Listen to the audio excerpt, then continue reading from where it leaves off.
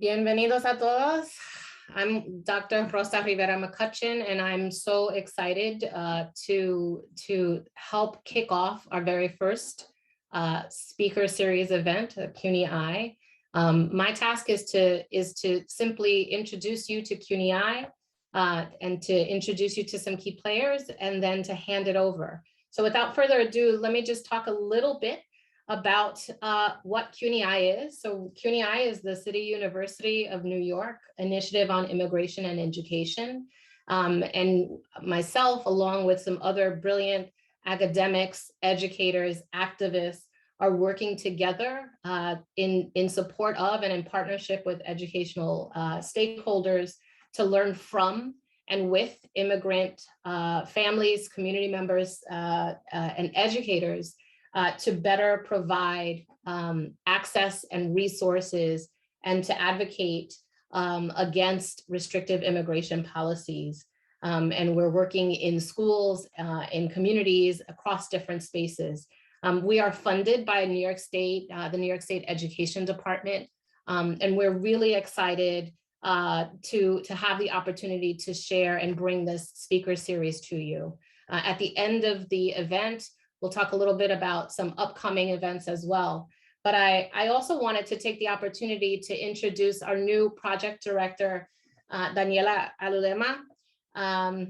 Here she is. Hello, everyone. Daniela is a brilliant addition to our family at CUNY IIE. She comes with us with a wealth of experience, having worked before in the Center for Migrant Studies, for Migration Studies for nearly 8 years. And she managed community-based research projects on the implementation of DACA program, on statelessness in the United States, and on the impact of deportation. Daniela received her master's degree in urban policy analysis and management at the New School. Originally, she comes from Quito, Ecuador, and she brings her journey as an undocumented immigrant, her passion and belief in human-centered policymaking and research into her work. And I can tell you, just from such a short period of time working with Daniela, she really is a powerhouse, and we are extremely lucky to have her in our midst and working alongside us. And with that, I'm going to actually turn it over. Before I turn it over, I just want to note that we are recording this event, and we will share this recording with everyone who is registered, and we're going to be posting it on our website as it's streaming. So I'm going to turn it over to the City College of New York Dean of Education, Dr. Edward Lamboy. Thank you, Rosa. Good evening, everybody. I'm Edwin Lamboy, the Dean of the City College School of Education. Muy buenas tardes a todos. Mi nombre es Edwin Lamboy. Soy el decano de la Facultad de Educación de City College en Nueva York. Bienvenidos a todos. Today, I have the honor and also the challenge of introducing Tatyana, an honor for obvious reasons, and a challenge also for obvious reasons. So in the last couple of weeks, I've been thinking about what am I going to say? So maybe about an hour ago, I decided I'm going to share 3 short stories with you. I'm going to share with you the story about when I met Tatyana. I met Tatyana in the spring of 2008 when I was a faculty member at the University of Central Florida. Tatyana was on the search committee that hired me and brought me to City College. I remember vividly during the interview, Tatyana asking me, are you really willing to move from Florida to New York? And I remember also thinking that she doesn't know how desperately I want to move back to New York. I had lived there for over 10 years. And when I said yes, she gave me the biggest smile, the typical Tatyana big smile. And that smile also greeted me when I started at City College in 2008. And Tatyana, I want to say I thank you for your support and for always giving me that big Tatyana smile. I also want to say that upon looking at Tatyana's CV, I thought of the different areas of scholarship that Boyer described in his book, Scholarship Reconsidered, which includes 4 main areas. Discovery, you all know and love Tatyana, so you know about Tatyana's magnificent and impressive record of scholarship, her books, her book chapters, peer-reviewed articles, encyclopedia entries, newsletters, et cetera, her teaching from Escuela Internacional San Pedrana in San Pedro Sula, Honduras, to courses that she's taught at City College and at the Graduate Center. But I think, Tatyana, where you shine, where you really show who you are as an academic is in that interplay of the scholarship of integration and application. And that's actually what brings us here today, is that integration of knowledge from different sources, is that bringing findings together from different disciplines and discovering new ways in which new knowledge can be used to solve real world problems. That's what brings us together, and you shine. And my last story that I'm going to share with you is that I'm currently chairing a search committee for Dean of the City College School of Education. And I recently learned about the term starchitect. It's a term that my colleagues on the search committee used. And this is a term used to describe architects whose celebrity and critical acclaim have transformed them into idols of the architectural world and may even have given them some degree of fame among the general public. So I was trying to come up with a term to describe Tatyana, using star, professor, star, this and that. And I wasn't able to come up with one. So Tatyana, I am just going to stick to introducing you as Tatyana Kleyn, a dear colleague that we all love and appreciate at City College, someone we admire for your impressive trajectory. And I just want to say that we are extremely proud to have you as a colleague at City College, and to be able to celebrate this new success, this book that you just published. So welcome everybody, and Tatyana, felicidades. Wow, I think we should just stop there. Thank you, Dean Lamboy. That was such a heartfelt and personal introduction. Thank you for not just reading my CV, you're parts of my CV, and I love how we got to meet, and I love that you wanted to come from Florida. So having spent a little bit more time in Florida, I understand the weather is nice, but I understand New York is also pretty amazing in other ways. So I'm so glad you're with us, and I'm so proud to have you as a leader of the School of Education at the City College of New York. I have some other thanks I want to give before we begin. I would like to reiterate our thanks to the New York State Education Department, specifically the Office of Bilingual Education and World Languages, their leader, Elisa Alvarez, who supports us in this work, cheers us on, and ensures that we can keep going. I want to also extend my welcome and my thanks to our new project director, Daniela Alulama. As you can see, she is, I don't know if you have been able to see it, but as I have been able to see, she has seamlessly joined CUNY IIE and is a most welcome addition. And I'm so happy that she's with us. And I want to thank our leadership team, Ariana Mangual Figueroa, Nancy Stern, and Rosa Rivera McCutcheon, who you met at the beginning. They have been doing amazing work. As some of you know, I'm on sabbatical this year, so I appreciate them taking over while I'm away. Not taking over, but continuing the work as I am away, living the sabbatical life, but coming together today with you. So I don't know if you know, but my book, I think it's like a world record for the acknowledgement section. Specifically, it's 3.5 single-spaced pages, but it's like from the heart, and so many of you are here. And if I had to thank each one of you, I think I would take up my whole time, and I do have to talk about the book. I can't just thank you. So you know who you are, and so many of you have supported me across so many different places and borders. So thank you for that. And I want to thank all 135 of you who are here. I know so many of you are zoomed out. I know some of you maybe have to be here for your classes, but Kate Menken, thank you for bringing your class, and Carmina, and Professor McCarr, and so many, Professor Fraga, I believe your classes are here, Professor Woodley, and I think Professor Padilla. So thank you to the students. And I checked the RSVP list, And because this book is crossing borders, we have people from 10 countries that have RSVP. So obviously the United States and Mexico, but we also, I'm in Nicaragua right now, so that counts too.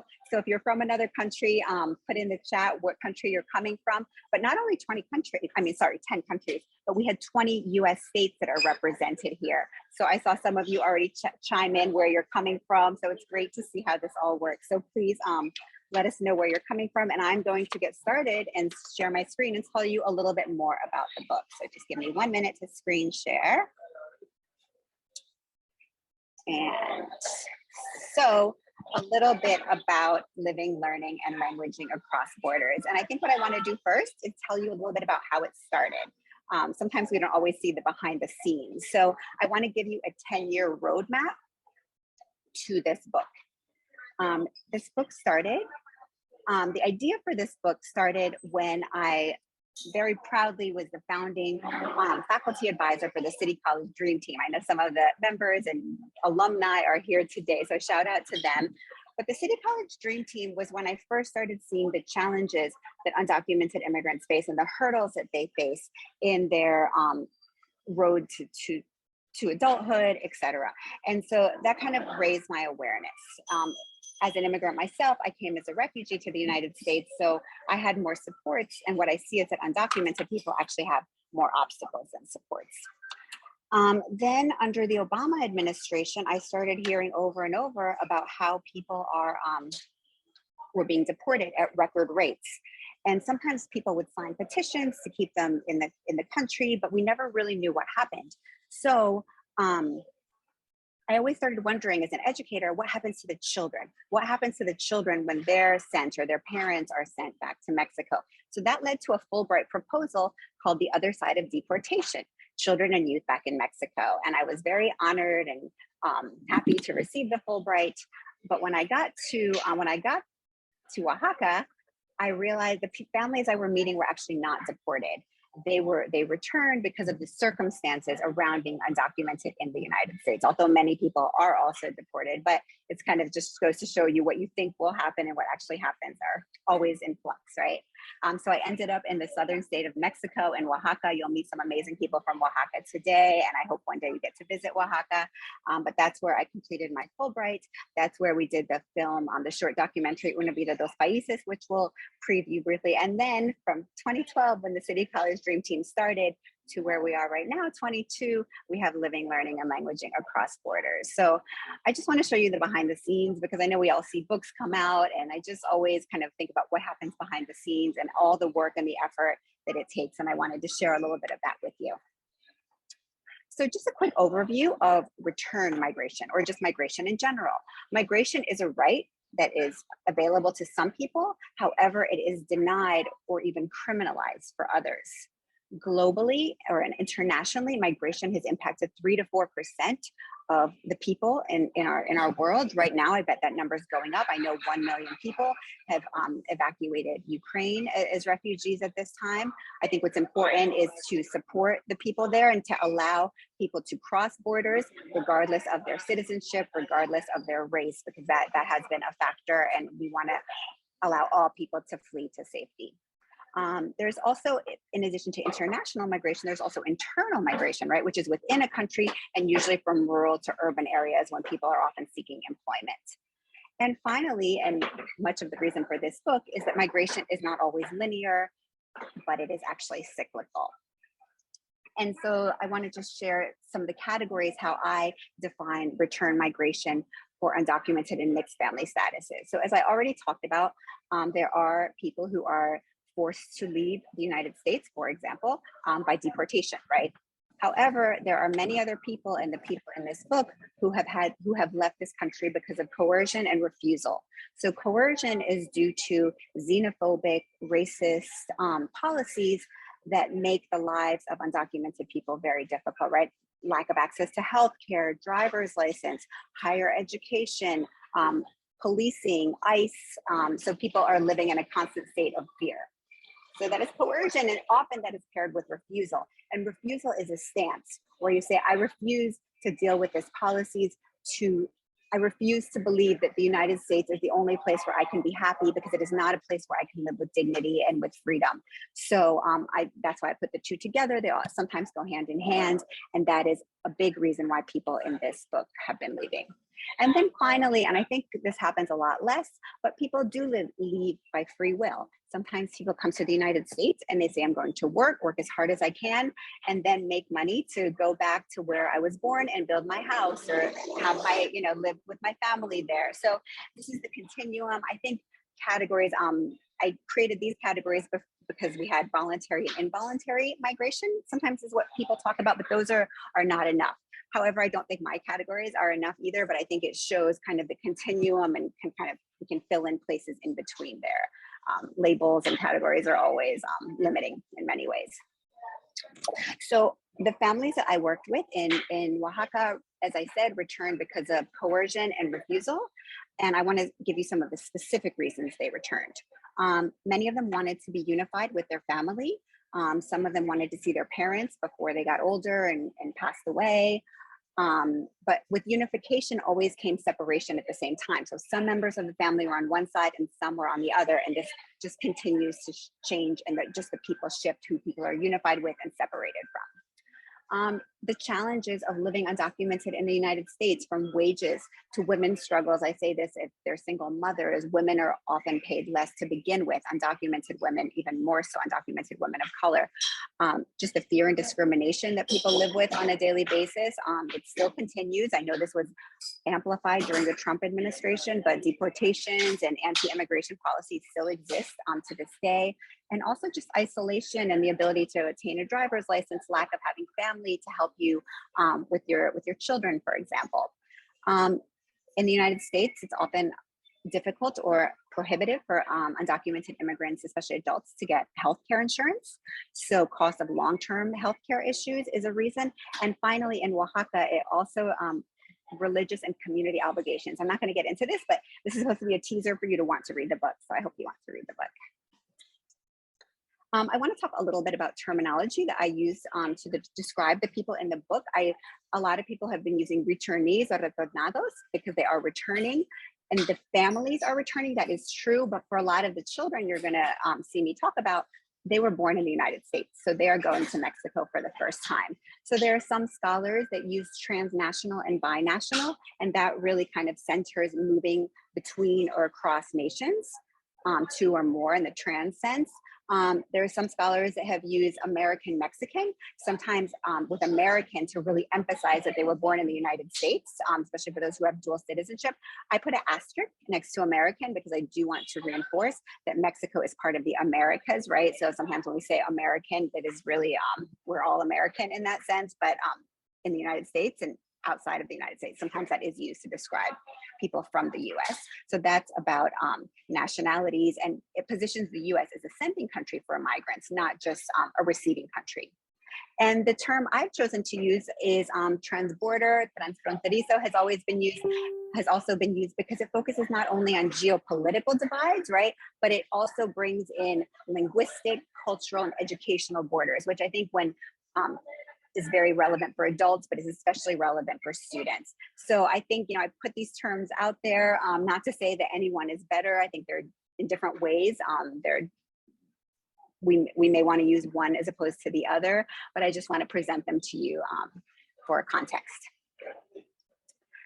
And when the last quote I talked about was transfronterizos, transborder, and I think nobody really talks about the border more powerfully and accurately than Gloria Anzaldúa. So I'd like to just read one of her quotes. The US-Mexico border es una herida abierta. Borders are set up to define places that are safe and unsafe, to distinguish us from them. A borderland is a vague and undetermined place created by emotional residue of an unnatural boundary. It is in a constant state of transition. And I think, this reminds us of the history of the US border, how the borders have changed over time, how people's identities living within those borders have been disrupted, and how the border is a place of power and hierarchies and often very much pain as well. So a little bit about the migration in numbers between the two countries when people are from Mexico, go to the US, and then return back to Mexico. First of all, in 2010, which is the year many of the families in the book returned to Mexico, actually 10% of the Mexican-born population in the US was returning. So that's a significant number that we should all kind of be aware of. And actually that continues, that there's more people returning to Mexico than going to Mexico. That's not the case for Central Americans, but it is the case for Mexico. There are 700,000 US educated students from elementary school to college who are in Mexico right now. So this is a very pressing issue for the Mexican educators to really be able to identify these students, to be able to identify their strengths, what gifts they bring, and then to support them in for what is many a new country and who are learning in a new language as well. And then when we really zoom out, there are 2 million young people that Patricia Gandra and Bryant Jensen refer to as the students we share that have lived either between the US and Mexico at one point in their lives or another. So what we need to do, I think, as educators is not prepare students to be for a future in the city or the state or the country where they are currently living, but think about how we're preparing them for their lives more globally. So a little bit about the organization of the book. Part 1 lays out an overview of cyclical migration, which I have kind of just talked about right now, very quickly. Part 2 is the issues impacting students. Specifically, I focus on shifting national identities and immigration statuses, language learning, unlearning, and relearning, and finally, how they navigate 2 countries and 1 education. And in part 3, I discuss lessons learned. So in this study, I have 3 subgroups of students: primary students who were born in the US, and today we have Axia with us. I had 3 secondary students who were raised in the US, who were born in Mexico. Today we have Shareli with us. 3 tertiary students who were also born in Mexico and raised in the US. Today we have Yauzin with us. Parents and family members. Today we have Alberta with us. And finally, teachers and professors all took part in this study where I used qualitative methodology that included interviews, that included classroom observations at the elementary, secondary, and college level, that included artifacts, such as the example of the artifact one of the college students created, who was very big into soccer, and it kind of served as an anchor for him. And then is something many of you may know, is one of the methods that I used in the book was photography. And that is not something I planned for, just like I planned to study the other side of deportation, but that is something that happened very organically. So I'm going to stop screen sharing now, and I have the honor now of introducing the photographer from the book, Tim Porter. He is a photographer and a journalist who has worked for a variety of newspapers as a reporter and an editor. He has freelanced as a writer and as a photographer for institutions and publications, such as the University of California, the John S. and James L. Knight Foundation, and Marin magazine, where he was principal photographer for 8 years. Since 2013, Tim has concentrated on documentary photography in Oaxaca, Mexico, where his work was featured at the Centro Fotográfico Manuel Álvarez Bravo in Oaxaca, and that was in 2017. But 7 years ago, Jody Noble randomly, who I met on a Facebook page in Oaxaca, introduced us and said, I think I might know somebody who might be interested in your project. So I talked to Tim, he said he was in, and ever since he has been working with the families, he has become a friend, he has become a collaborator, and he has really gone out of his way to edit so much of my writing from his other hat as an editor. So I'm just so grateful that he has been a part of his book and that his images are able to humanize what is often, he's been able to humanize people who have often been just set up as labels and looked down upon. So I'm so grateful. And now I'm going to give the floor to Tim to talk about his approach to the photography in the book. So thank you, Tim. I'm glad you're here with us. Tatyana, thank you very much. As Tatyana mentioned, we met somewhat at random, and just to echo slightly what Edwin Lamboy said, once you meet Tatyana, you're immediately under her spell. So I have been under a spell since that time we had coffee in downtown Oaxaca, Mexico, 7 years ago now. The photography is more journalistic. It's a type of photography that I was doing when I met Tatyana, and I've been working on a project about single mothers and their children that were connected to a shelter that had been closed by the state government, Oaxaca, for a series of violations. And I started following the mothers and the children and photographing them in their homes. So when I met Tatyana, this idea of meeting families that were struggling under different sorts of circumstances really appealed to me. So the photography is, I would call it, it's a slow kind of photography. It's not like news photography, which I did, or the sort of work you might see in sports or street protests. It's very slow, and it's what you see in the book is an edit of what happened over the last 6 years of photography. I would, as Tatyana said, I met the families through her, but I kept returning to Oaxaca 3 or 4 times every year, and I would spend 2 or 3 weeks there working on both projects, both on the single mothers and then visiting the families that are in this book and others. And as she said, my relationship to them, with them transitioned from being someone who was taking pictures of them to someone who was really just hanging around with them and occasionally taking pictures. Many visits consisted much more of eating and talking than actual picture making. And so it became a very informal, but also a very intimate way to have this kind of observer participant relationship. I should stop right now and just say this because I think I know we said it in the book, but none of the photography would have happened, and I don't think any of Tatyana's research without the collaboration of these families and their children, having a couple of people they don't really know come into their homes and hang out with them, especially in my case, day after day, sometimes days at a time, returning every couple of months, feeding me, going to parties with them, going to weddings and baptisms. And I want to say thank you to them, because without them, none of this would have happened. And I have never been, as a journalist, so trusted by anybody that I ever photographed. The pictures are black and white. And every time I show the pictures and people ask why, it's a little unusual these days, now that everyone has an iPhone that can make movies, to take black and white pictures. One reason it's how I learned. I learned, shooting a long time ago with film and things like that. But Mexico is a very, very colorful place, and it's a land of bright colors, especially the South, and harsh light and beautiful landscape. But for me, the colors detracted from the people, the faces of the people.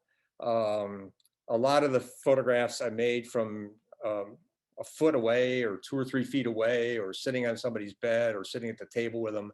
And I really wanted the camera and the eye to be looking at the people and not noticing the bright blue wall or the colored flowers or something else in the corner. So I was trying to, show the human face. I think Tatyana said that. And, we say that a lot in journalism, that we want to show the human face of people in the news, to use a really generic term. But often that human face are faces in distress. There's a concentration on trauma. And that's, it's true to all sorts of journalism. And it's a necessary thing to do, because there's so much of it in the world. But I think you'll notice in this book, at least, that we're not looking at, there's some pictures that are serious, but they're not pictures of people who are sad or distressed or hurt by things, even though they've experienced all those things in their life. They show just some ordinary things that they do, because beneath the headlines, beneath the academic studies, beneath the pie charts, there are people doing just that. They're just getting up in the morning, doing what it takes to get through the day, going to bed and doing it again the next day. And that is, to me, the story of immigration, because that's the reason people emigrate, is to be able to do that in a more promising and secure place. So I'll just finish again by thanking Tatyana for trusting me, because I do not have the same bubbly personality that Tatyana has. And thanking again the families and Shirley and Alberta that are here, Axia, who's now in New York, where I went to see her and her brother and sister after they moved there right before the pandemic started. And Shirley's little sister, who's now in Los Angeles, who moved there during the pandemic. These are among my favorite people that I ever met, and I thank you. Tatyana? Thank you, Tim. So now what we're going to see is the actual video, the photographs in chronological order of the two of the families that Tim photographed. So please just, let's just sit back and watch.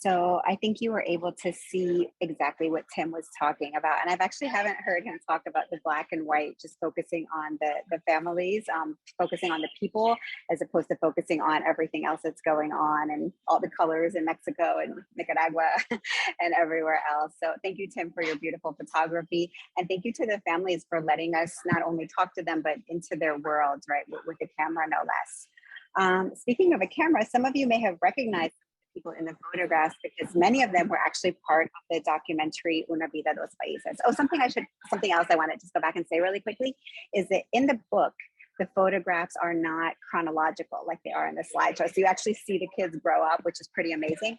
But in the book, it's thematic. So that's why I think the slideshow is really special, because you really see not only how the children grow, but also how they continue to cross geopolitical borders over the years of their young lives. So now what I want to do is I want to remind some of you and introduce some of you to the film Una Vida, Dos Países. This is a film that was a collaboration with myself, Will Perez, Rafael Vasquez, and cinematographer Ben Zanellen. And I just want to show you the trailer because this is how kind of this work started and continued into this book. So let's go ahead and play the short trailer. And then all the panelists can turn their camera on and I will happily introduce them.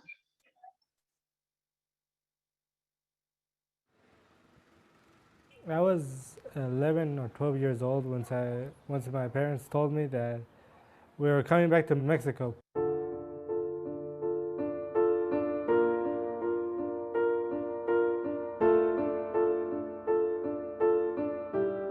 I was born in Oaxaca, but I love speak English, and I feel more American than Mexican. I'm from USA, but I love speak Spanish, both. ¿Cuándo viene, papi? ¿Cuándo viene?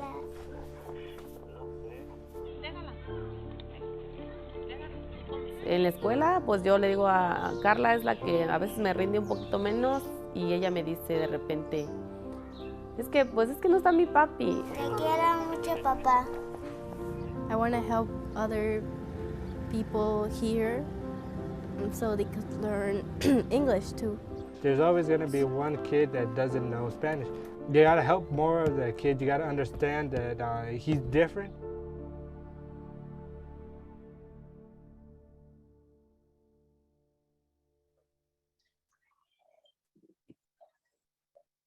If you haven't seen the film and you are interested in seeing the film, you can go to unavidathefilm.com. Maybe somebody can put the link in the chat because I can't deal with all these things going on.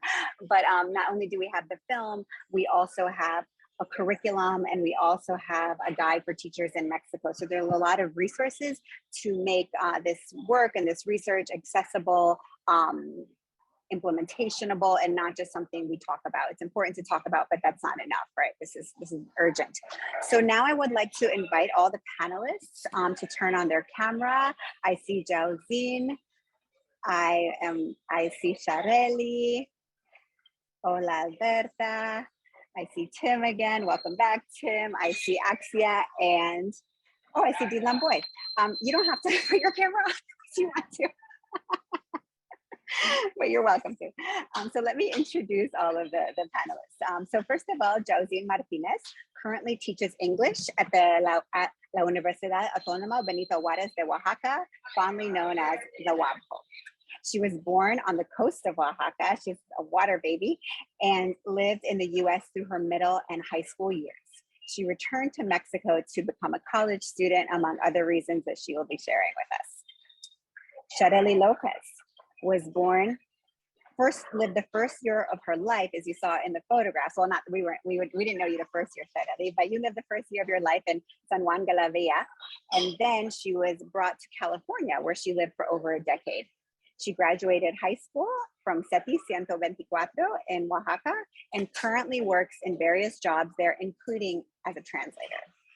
Alberta Ojeda, nice background, Alberta, very colorful. Was born and raised in Ciénega, Zimatlán, just 40 minutes outside of Oaxaca. She left the US as a young adult and became a mother in the US. And there she raised her children between both countries. She recently completed her schooling to become a lawyer. I apologize for the background noise, but it's the life. Then I would like to introduce you to Axianeydt. also known as Axia. Axia is also Alberta's daughter. She was born in Chicago and spent about 8 years of her childhood in Oaxaca. I'm sorry, I don't know what they're spelling. Yeah. So she spent 8 years of her childhood in Oaxaca with her mother and her grandparents. She is now back in the US in Queens, New York, with her father and her siblings and attending high school. Axia, you're going to be representing your siblings today, but is your brother and sister there to say hello to us? Are Zaid and Carla there? Sí, solo está Carla, pero okay, so here's Carla from the film. Hi, Carla, just so everyone can say hi to her. Gracias, Carla. Okay, so we're going to go ahead and I'm going to ask the panelists some questions, but what I want to tell the participants here, the attendees, is Routledge has graciously agreed for us to raffle 2 books. So stay on till the end and listen carefully to what we're going to be talking about in the panel, because we're going to ask you 2 questions, and the first person to answer each question is going to win a book. So put on your listening cap. Yauzin, I'm going to start with you. You were the only panelist here who was not in the Una Vida Dos Países film, but I don't think many people know that you played a big role in that film. You were my research assistant for the book, for the film. I'm so grateful to know you and to have your support in this work, because it would not have been the same without you. What I would like you to do is to read a poem, and it is a poem you wrote 7 years ago about living between the US and Mexico. The book actually starts with it in chapter 1. So what I'm going to do is display the poem with a photograph. It's actually not a black and white photograph that Tim took of you. And I would like you to read the poem out loud, because I've never heard you read the poem out loud, and I think other people would probably like to hear you read the poem out loud. So please wait till I have it on screen share, and then you can start. All right, just make sure you're unmuted, and here we go. Okay, hello everybody. I'm going to read my poem. Yo soy de, I am from. Yo soy de aquí, pero también soy de allá.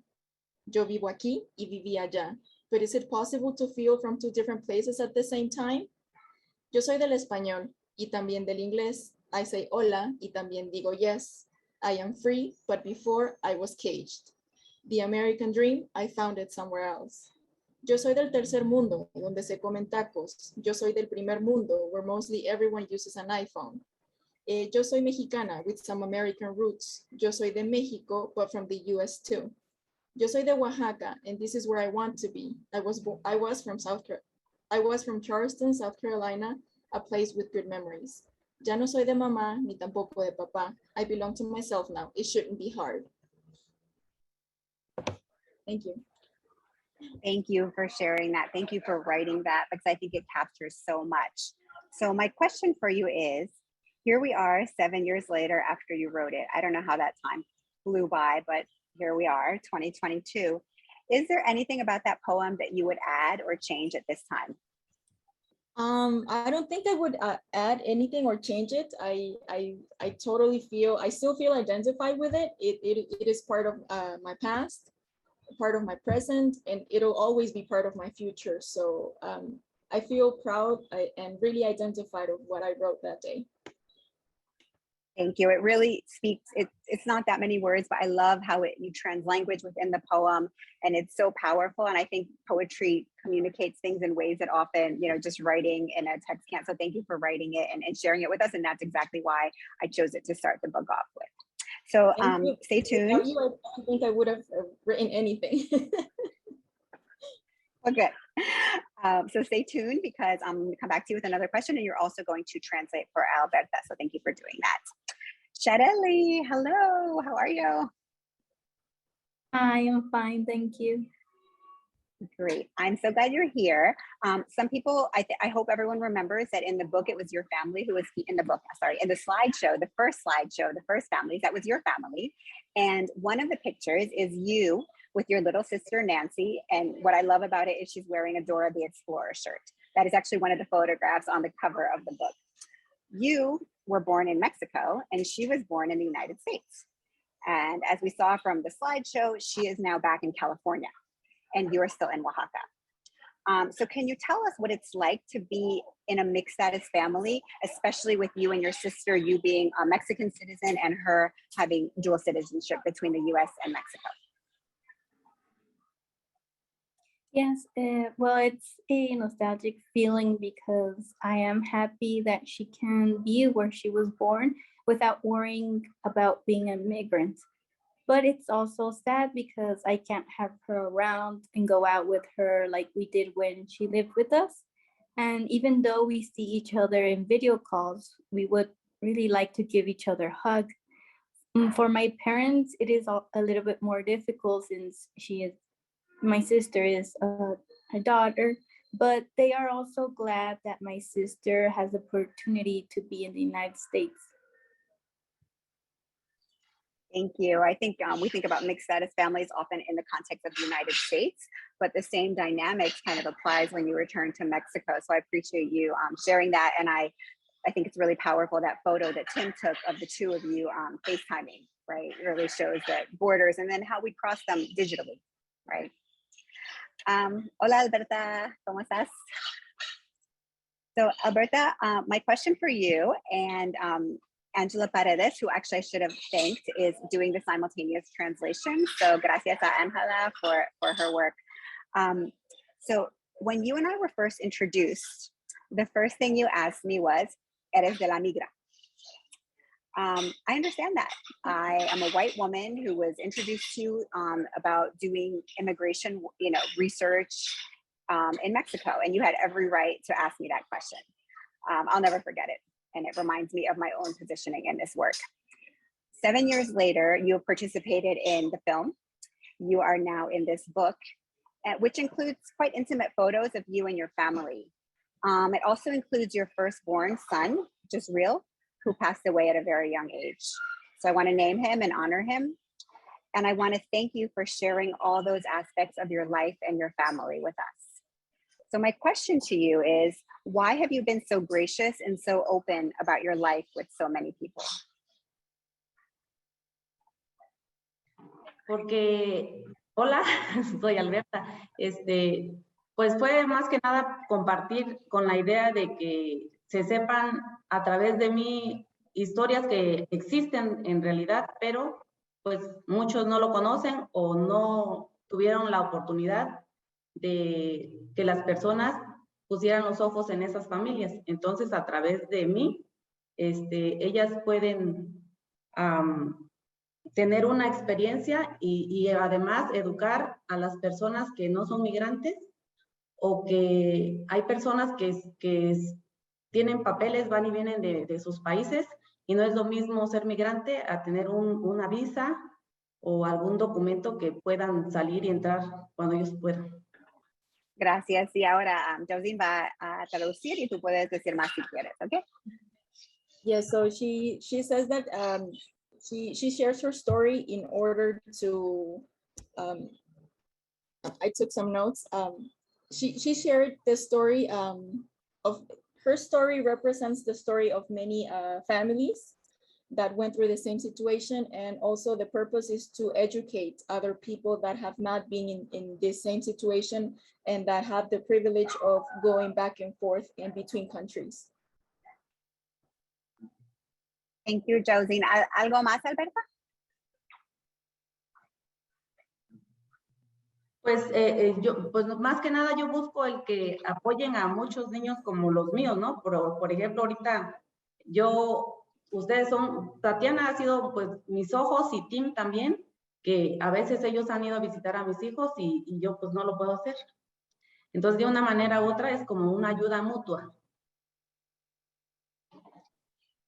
She basically wants a government administrations, organizations to support students or children that are in the same situation as her own children are. Thank you, Alberta, and thank you, Yauzin. Y hola, Axia, me encanta su pelo azul. Axia, my question for you is that you were just 10 years old when I first met you and your siblings in Oaxaca for the book and also for the film. In the slideshow, we saw that you are in my favorite place, New York City. So can you tell us what grade are you in now? And how are you finding life in New York? And then Shareli will translate into English.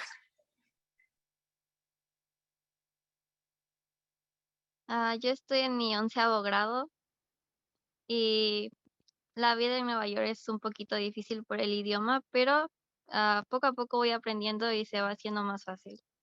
Me gusta mucho Nueva York, pero es extraño. Thank you. Shareli, would you mind translating for us? Yes, right now Axia is in 11th grade. She says that the country is difficult because of the language, but she really likes New York, but it's kind of strange for her still. I think the strangeness of New York is what some of us love about it. Yauzin, I'm coming back to you now. Thank you, Shareli, for the translation. Yauzin, you had just graduated high school from South Carolina when you decided by yourself to return. Unlike most of the young people in this book, this was a decision you made on your own accord completely, leaving your parents and also your younger brother in the United States. Can you talk about how you came to this decision and to leave on your own and how you feel about it now, many years later? Well, I definitely don't regret it. It was one of the best decisions I have ever made in my life. And one of the reasons why I decided to come back to Mexico is, and I am sorry if I am offending anybody here or in the States or especially in South Carolina, but the racism in Charleston is tremendous. It's horrible. And that was the biggest reason why I decided to come back to Oaxaca. And also because I wanted to continue my university studies, and in South Carolina, there wasn't like an opportunity for undocumented students to continue our studies. So, you know, that was my second biggest reason to come back, and I definitely don't regret it. I was a little hesitant because I knew that I wasn't going to be able to go back to the US anytime soon. But fortunately, I can go back now with my tourist visa. But yes, it was one of the best decisions and I would never regret it. Thank you. And I want to echo what Ashley Buson Rodriguez said in the chat to you, that it is not offensive, and thank you for speaking your truth and your experiences. Okay, I'm going to go on to Shareli. Shareli, there are many people that think when someone is from Mexico that they only speak Spanish. Your family is indigenous, your family speaks Zapoteco in addition to Spanish, in addition to English, maybe you speak some in other languages too, right? So could you tell us about how being indigenous and how speaking Zapoteco plays a role in your life, and maybe what you just like other people to know about it as well, since it's so unknown often? Yes, for me, it is something that I am very grateful having. It is important since that is what represents me. I like to learn new words, and I understand it very well since it's how I can communicate with my grandparents. Also, I want people to know that it is important that we do not lose the language, Zapoteco, and the culture, perhaps due to technological advances or other reasons. Young people no longer want to learn the language, but we also cannot lose what is ours and what identifies us as indigenous. And I am not only speaking for the people who live here in Oaxaca or in my town, but also to the young people in the United States that are indigenous or their parents are. Because when we lived in the United States, my parents spoke Zapotec. So when I arrived in my town, I already understood it. Thank you. I so appreciate you talking about that, and how it's not just something that happens in Mexico, right? That how whatever languages and backgrounds you bring, you carry them across borders, and they shouldn't disappear, but they should continue to thrive and to grow. So thank you. Alberta, otra pregunta. What I want to know is what it was like returning to Mexico as a single mom with your US born children, who were all rather young at the time, who were elementary school age. And then I want to know, sorry for asking two questions in one, but what is it like for you now? Because the children have been living in the United States for the last 2 years. So what was it like coming to Mexico with your children? And now what is it like having your children in the United States while you are still in Mexico? And remember, stop if you for Yauzin to translate so she can keep up with you.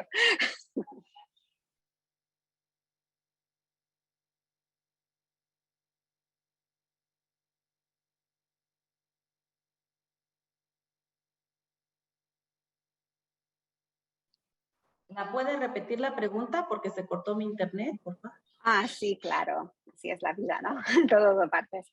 My question is, what was it like for you as a single mom bringing your children to Mexico? And what is it like now that your children are living in the United States and you're living in Oaxaca? Pues lo más difícil regresar de Estados Unidos acá fue el idioma, el educar a mis hijos como mamá y papá, el lugar en el que estaban acostumbrados y al que regresaron, el entorno educativo, las escuelas, los maestros, no es lo mismo. Eso.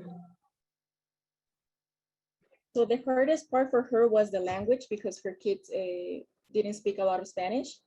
Also, the school system was really, it was different. So they had a hard time, and being that father figure for the children as well. And now can you say a little bit about what it's like for you now that your children are in New York and you're in Oaxaca?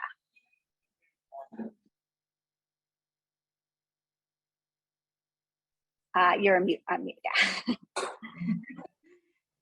Pues sería, primero fue un alivio el poder que ellos vayan a Estados Unidos porque yo estaba estudiando, entonces era como, no tenía preocupaciones de que ellos, si ya comieron, si se lastimaron, si se enfermaron, no tenía el pensar en ese aspecto. Pero ahorita preocupación porque pues no sé de ellos, que si están bien, que si están mal, pues lo poquito que medio hablan conmigo, ¿no? Pero en realidad pues no sé qué pasa.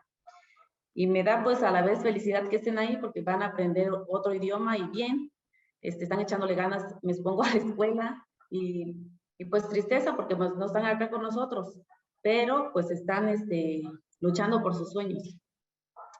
Y pues motivación porque digo que voy a sacar visa para ir a visitarlos. No sé cuándo, pero sí. Okay, Yauzin, try your best, and then if anyone heard anything else, they can chime in, because that was a lot. Yes, thank you. So she says she feels a relief because that they got to go back, because at the time she was in college, so she had more time to focus on her studies. But now she's worried because of the little communication she has with them. Sometimes they talk, but it's not often. And also she's happy that they are back in New York because they are getting a better education, but she also feels a little sad because she doesn't see them anymore, no? And she hopes to apply for a visa soon so she can reunite with them again. Okay, thank you. I think you covered it. I think you're hired. You can be a translator in your free time. Thank you. Thank you, Alberta, for sharing that. I think, you know, the communication is what a lot of parents of teenagers face. And I think once you're across borders and in different countries, that makes it even harder.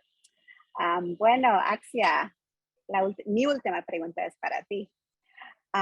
So you are really, as the book title says, living, learning, and languaging across borders. That is you. You were born in the United States. You spent some of your childhood in Mexico, and now you're back in the US. And you did this all before turning 18. So you have been in school in the US, then in Mexico, and in the US. So I know there's a lot of people who are teachers here or who want to be teachers. So my question for you is, can you share some of the things some of your teachers did, maybe in Mexico, maybe in the US here, to help you adjust to these new settings? And Shareli is going to translate, so just go step by step.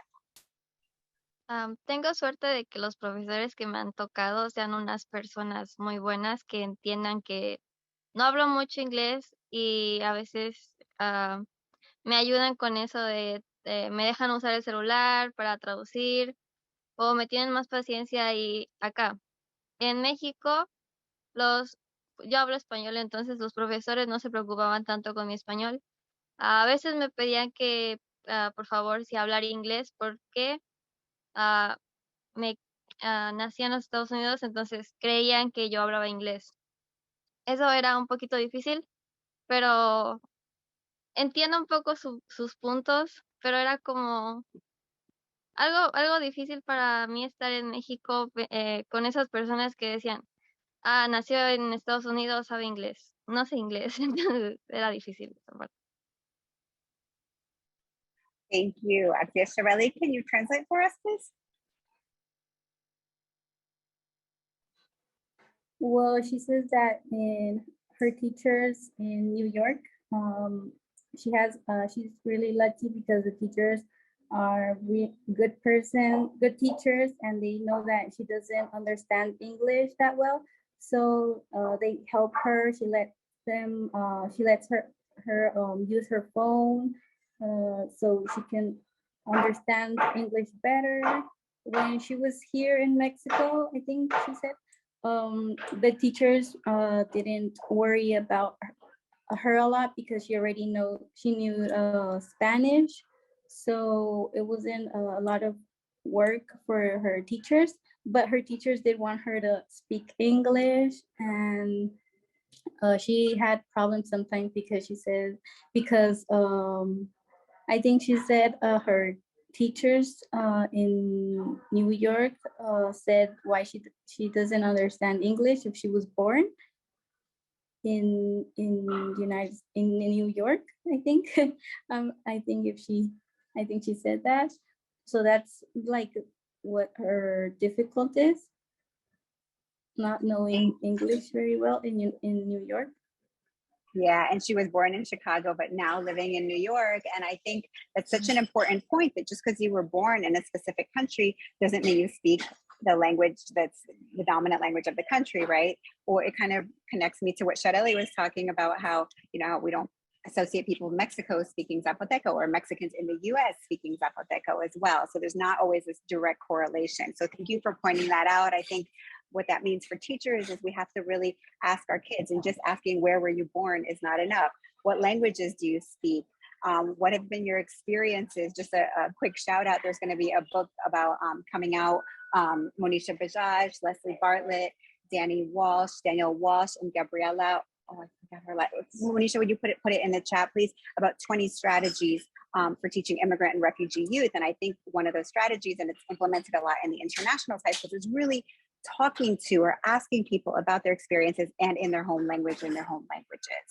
So I want to thank you for that. And I want to now introduce, we're going to move on to the next portion, which is your questions, right? I have my own questions, but now I want to introduce Juan Carlos, known as Choco Garcia Rivera. He is a research assistant at CUNY IIE, as well as a doctoral student in the psychology program at the CUNY Graduate Center. His work focuses on psychosocial support and migration between the US and El Salvador. So thank you, Choco, for leading us through this Q&A. All the panelists will keep our cameras on, and you can just direct the questions to us. And I think everyone, all the attendees, can continue to put questions. We've designated about 15 minutes for audience Q&A. So we'd love to know what you want to know about. Thank you, Tatyana. Hello, everyone. Let's just jump right into the questions. Can Lee, as was asking before, that Ansaldua's work uses the border as an open wound, marker of departure and return of collective traumatic history.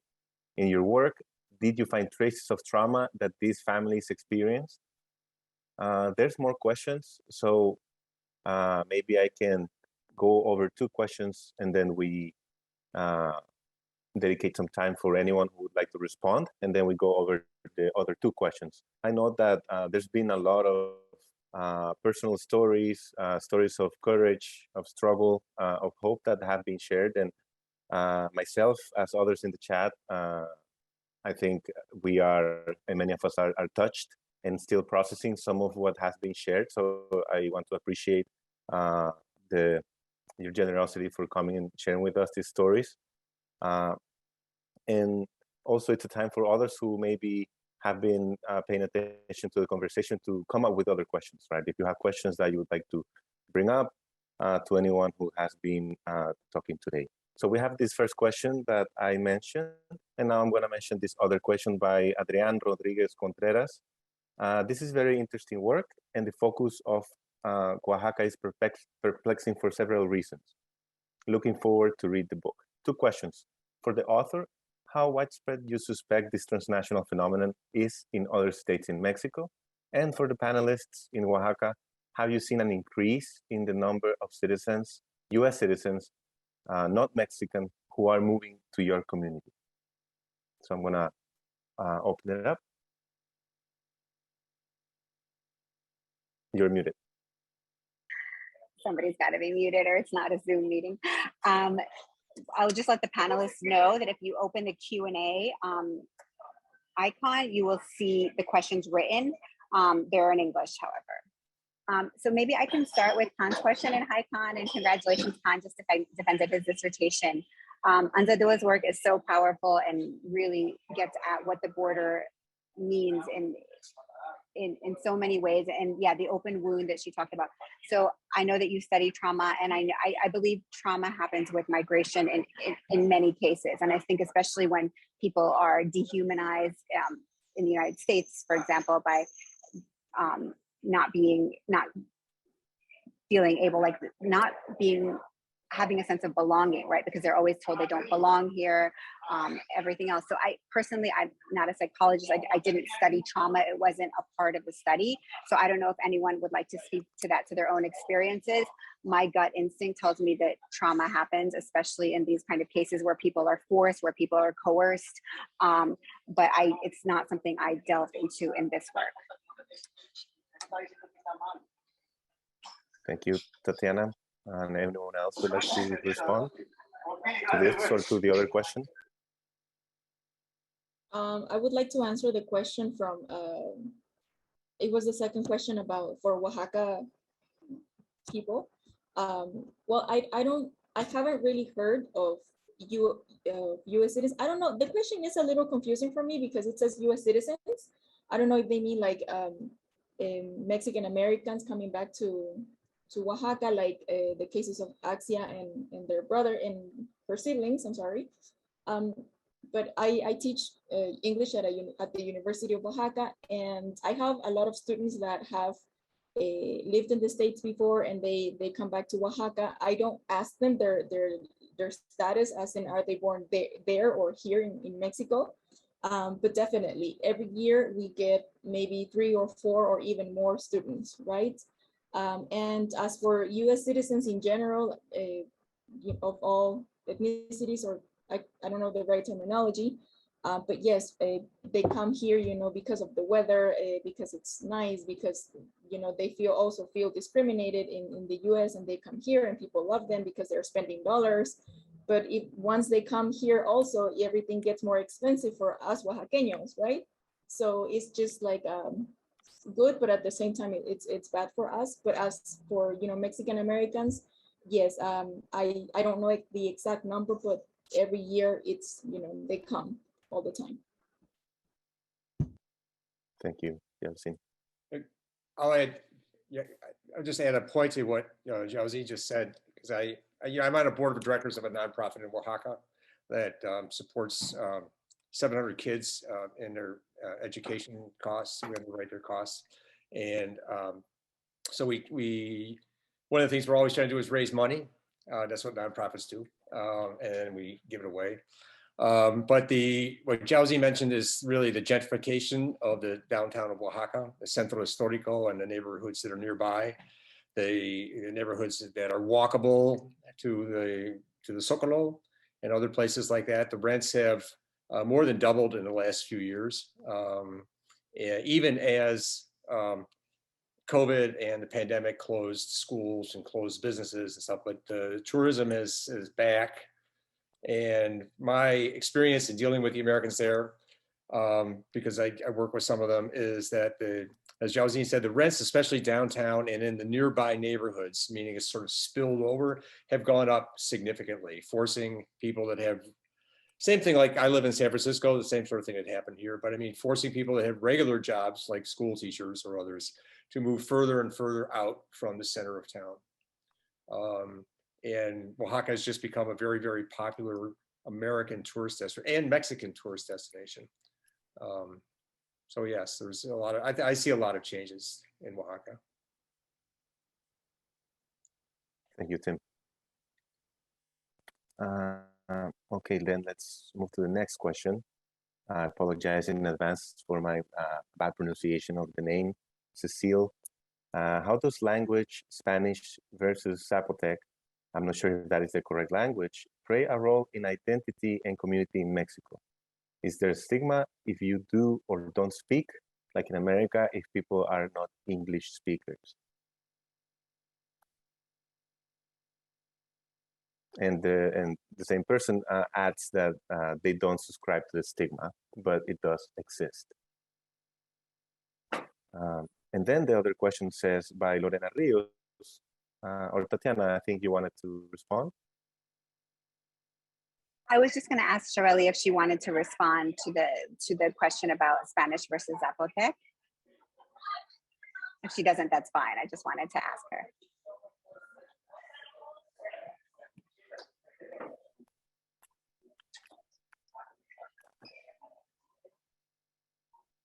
You were asking Shirley, right? Yeah, Shirley, do you want to talk about that? Or would you rather or not? You're muted.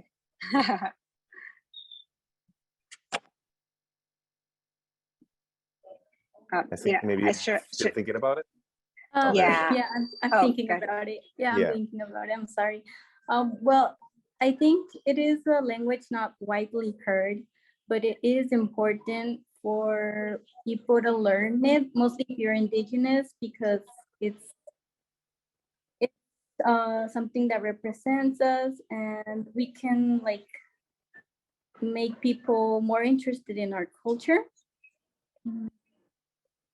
And well, yeah, like I said earlier, not letting this language get lost. And yeah, I think that's all I could say. I will just add, often when I came to the schools to talk to the students and I would ask them if they spoke an indigenous language, they would often say no, even when their families were speakers of Zapoteco or Mixteco, because there was a lot of shame behind it and stigma, as you specifically put in your question. And it was only sometimes, Shirley was kind of the exception to that, but other students were like, oh, no. And I would say like, oh, well, do you want to learn it? And they would say things like, oh, no, I'd rather learn French or Portuguese because it's more useful. But kind of as we talked about it over time, they kind of saw like, well, yeah, it's useful to speak with my grandparents, right? So I can communicate with my grandparents who speak mostly in Zapoteco, for example. But indigenous languages are still alive in Oaxaca, but that's not the case for most of Mexico. In Oaxaca, there's actually 16 official languages, including, the majority, most of them are indigenous languages. However, that does not mean that they're not stigmatized. And specifically, the speakers of indigenous languages are not stigmatized, which is why some people choose to not say that they speak the language or not identify with it, because they're kind of protecting themselves from some discrimination that they may encounter. And I know Yauzin has actually studied an indigenous language at the UABJO at the Facultad de Idiomas, and I don't know if there's anything you want to add to what I said, Yauzin. Well, the Facultad de Idiomas in the recent years has been, promoting the pride and the culture of indigenous languages for students to learn, even though they don't come from an indigenous background. And honestly, it has worked a lot. It is very popular in the Facultad de Idiomas, and it is one of the electives that the students look forward to signing up for. So it's really nice. It feels very proudful to be part of something like that. I can't say I speak. I know some words and I can say hello to people, but if I had the chance, I would learn it, of course. Thank you. I see that it also has to do not just with language proficiency, but also with the preservation of identity and culture and ancestral knowledges. So thank you for sharing that. There's one more question from Lorena Rios, and this question is for the author and photographer. How do you create a narrative when you're spending so much time, 10 years, with your interviewees and subjects? What was that process like? What were you looking for? And for the panelists, how do you decide where to live where to work as bilingual, bicultural person having ties to both countries? What factors come into play into that decision? Thank you. So I think this might be our last question because I'm going to answer, and then I'd love Tim and the others to answer. So I just want to clarify, 10 years was from the idea for this study to the actual book. But I was in Oaxaca 7 years ago when we started doing this, and we've obviously clearly been connected this whole time, which has been pretty amazing. And one thing I'll say, I never would have imagined when I was driven 40 minutes to a small town outside of Oaxaca, Ciénega de Zimatlán, where I saw people wearing sweatshirts from Poughkeepsie softball, which is where I went to high school. So it's a very small world. And now I can take the subway and see Axia and her siblings in 20 minutes. So from country to country, we have had this amazing connection. But the majority of the work for the book for me took place over 6 or 7 months, where I did the interviewing and the observing because I was living there. Once I was no longer living in Oaxaca, I would go back, I don't, as much as I love sabbatical, you only have so much time away from your university. So I would go back and take classes. Some of my former students who did the study abroad are here, and we would stay connected. We would do events to promote the film and now the book, obviously. But Tim's story is a little bit different because what I love is that even though my in-depth research was for only 6 or 7 months, he stayed with the families for years. And that's why you see them, the children, especially growing up in the photographs. I don't think I have much to add to that. I mean, the question is, it's sort of an interesting question about, how do you find the narrative?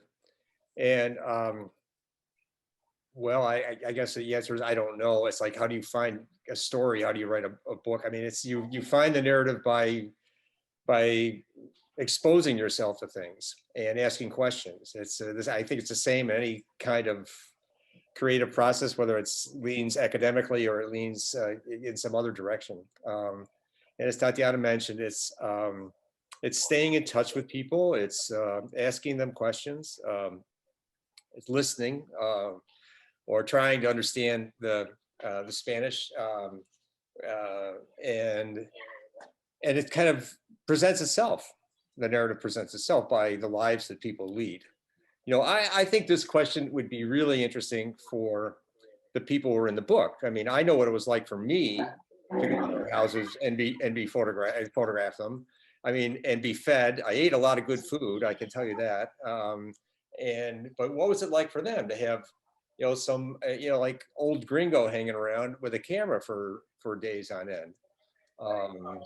So I don't know if Axia or Shirley or Alberta would like to comment on what it's like to have someone come into your house and just hang around all day taking pictures of whatever you do. Anyone? Alberta, Shirley, Axia, would you like to talk about that?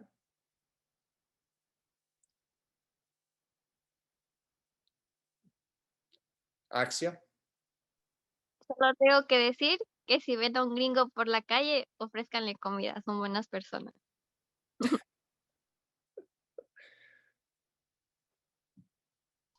Shirley, can you translate that? Yeah, if you see an American in the streets, please give him food as like a person we know. Gracias, Axia. Huh?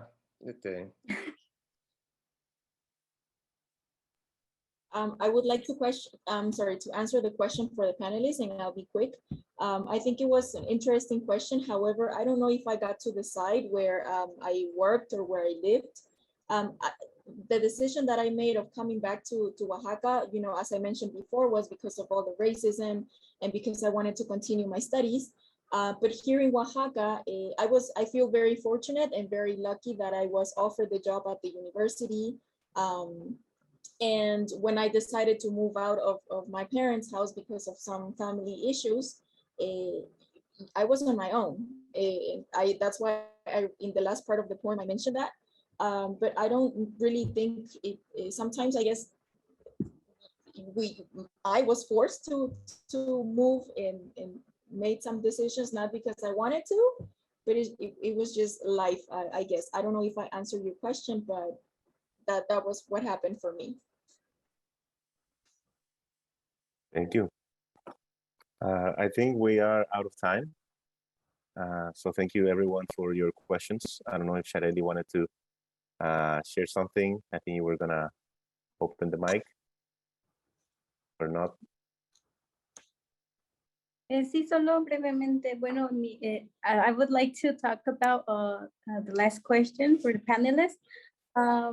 Yeah, here in Oaxaca, thanks to the fact that I know English, I have a translation job, and I have been able to help children in my community with English. I also keep teaching my parents English so that I can help that could help them in any situation.